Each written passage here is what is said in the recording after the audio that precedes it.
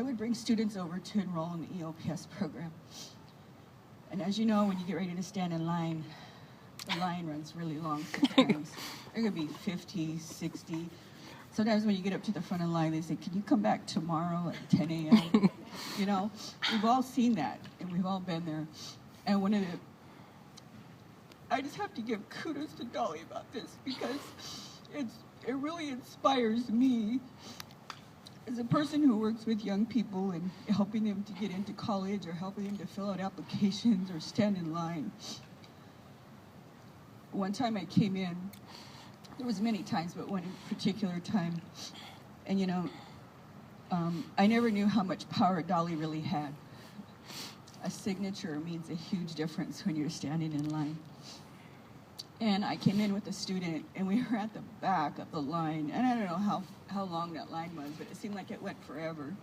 And Dolly just happened to come out, and she said, oh, hi, April, how you doing? And I said, I'm doing good. And I said, you know, we're standing in line because we need a signature. They sent us over this one, you know, when you get in this line, they send you to the next line. And Dolly says, what? That's all you need?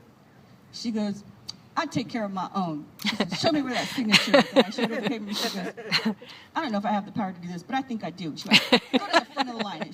And then she goes, come on, I'll take you. And she grabbed me by the hand, and I was towing my student, and I was hanging on to Dolly's hand, and we went straight up to the front of the line and got right in. And I was like, right on.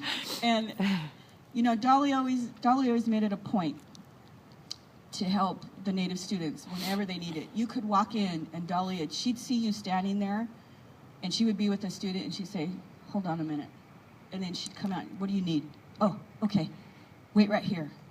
You know, and we'd be standing out there waiting. As soon as she finished with that student, she'd get us in and out. She was always made it a point to help us, because she knew how hard it was to do things, and how intimidating and how frightening it was to stand in lines to ask for help from other people. She was always took us by the hand and helped us in any way that she could.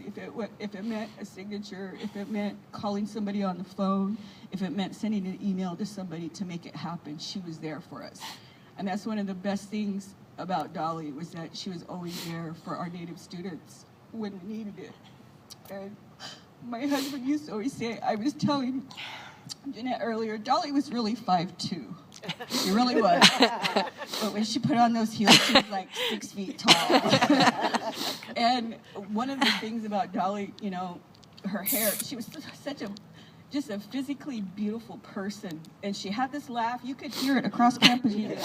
That's Dolly Eben. 10 bushes over, 6 clicks to the right. That was Dolly Eben, because you could hear her laugh. She had a very distinctive laugh.